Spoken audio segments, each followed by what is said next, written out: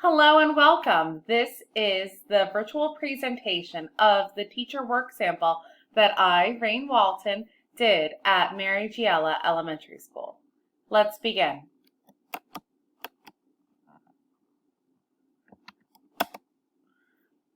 All about reading in second grade. So this TWS unit focused on the reading and the comprehension of informational text at a second grade level.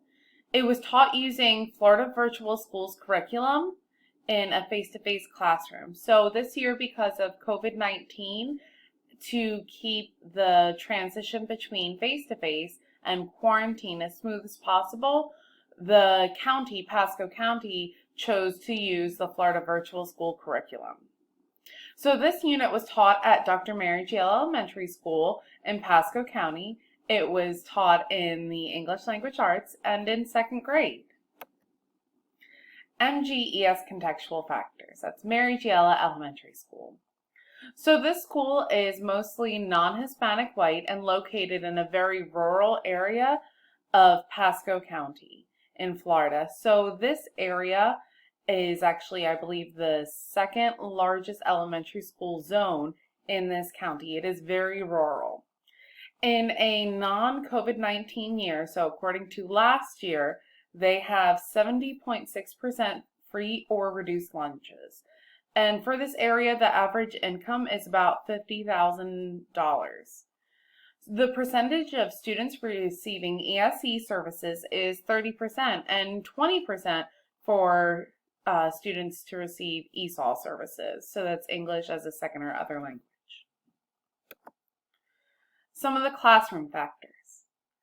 The classroom in which the unit was conducted was a classroom that switches teachers. Normally it would switch students, however, alterations did have to be made because of the COVID-19 restrictions. So instead of switching students, the teachers switch the rooms in which they are teaching. The homeroom for the class that I taught, the homeroom teacher is an African American female, and she teaches math and science in the morning. The ELA teacher, which was my CT, a non-Hispanic white female, teaches in the afternoon, and that's who I got to follow with. The following chart that you see down here is all the different reading levels, K through third grade, and it uses IRLA. The whole district does. So you can see that during this school year, there were quite a few students that were emergency and quite a few students that were at risk. So the reading levels were a lot lower than previous years, and a lot of that they think is because of the COVID-19 restrictions that shut down in March of last year. So a lot of these students coming into the class were at a very low level. The normal or expected reading level is a 1R for second grade. The rationale, the reason that this unit was taught. The focus in the curriculum calls for a focus on reading and comprehension of informational texts. Students benefit from learning to read informational texts. They learn different methods to identify how an informational text is written, the different types of informational texts, and the ways to identify an author's purpose, which will also help them in writing. Teaching students the ability to read informational text helps them develop their reading comprehension, and they are reading with a specific purpose in mind when they're reading an informational text. They're trying to pull out that information. This TWS unit also aligned with the FLVS curriculum and the resources that were available. So these are some of the standards and objectives. The rest are on the following page. So as the standards were integrated into this unit, the objectives are scaffolded so that they grow upon each other. So that in the beginning, they're just answering the W questions of who, what, when, where, why, and then of course the H question, how. And then by the end of the unit, they're able to use text features, look at main ideas of multi-paragraph essays, and be able to derive information out of that. These are some of the assessment types. All but one of the assessments were paper and pencil. So there was one quiz that we got to do that was a digital quiz. The 3 quizzes acted as checkpoints throughout the unit. That was for me to see, am I teaching effectively? Are the students receiving the information? Can they synthesize it and produce it on their own? And these quizzes came directly from the FLVS curriculum.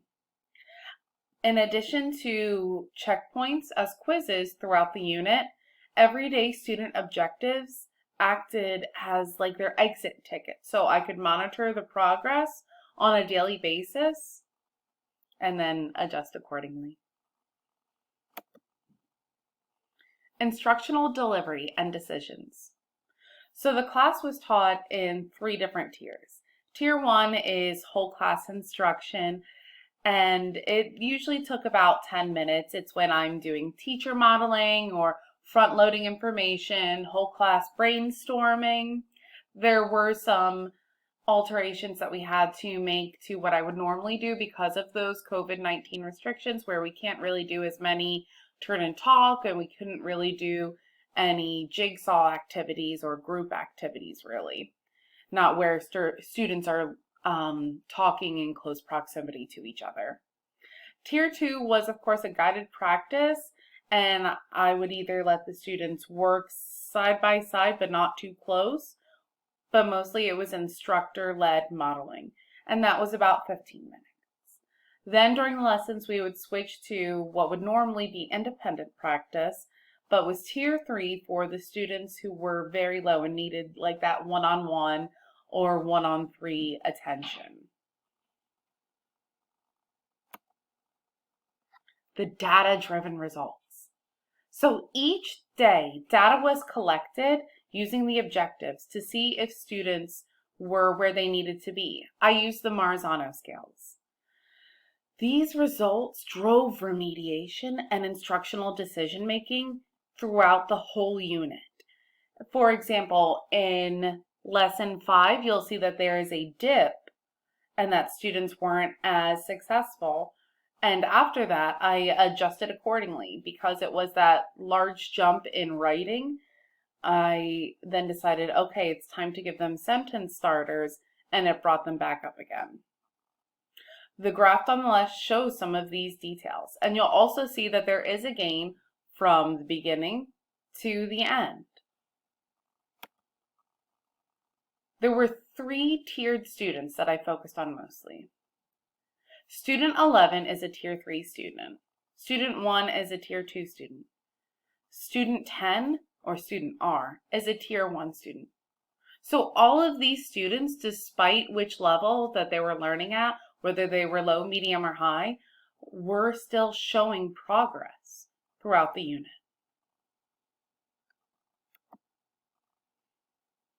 Let's look at student growth. Collectively, this unit benefited students' learning. The average growth was 40%. So let's talk about what this means.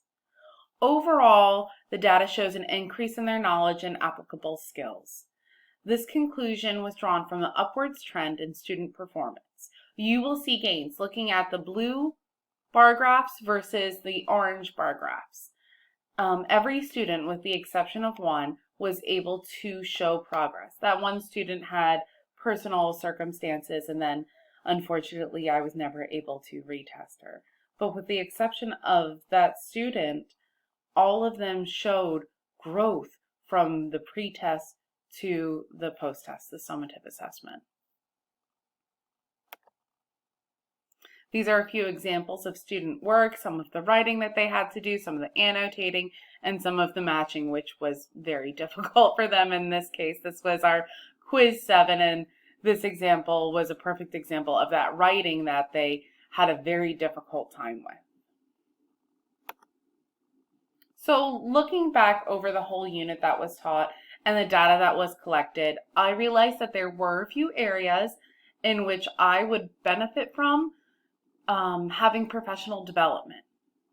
One area that I personally would like to focus on are some of the research-based strategies used in Tier 2 and Tier 3 interventions. especially in those primary grades. Those foundational skills are so essential to learning.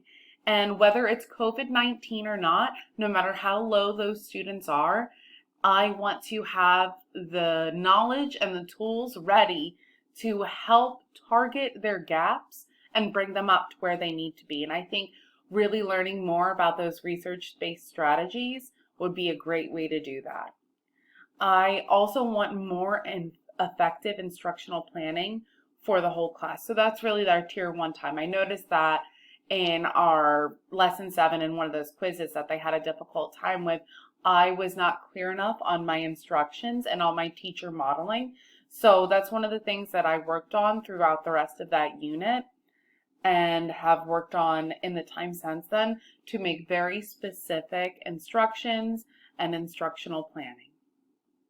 And finally, one of the things that I would like to do is create more collaboration, not just within the teachers, within my grade, within my school, but also the district. I found out that social media is a great place for a lot of these groups to exist, that they're in the state of Florida alone, a lot of teachers struggling with curriculums or classroom management, and I found some great websites that help out with that, and there are some even social media groups that help with collaboration. So these are some of the goals that I wanted to accomplish in the future. Looking back at this lesson, it was fantastic. I loved the whole experience. Thank you for sticking around.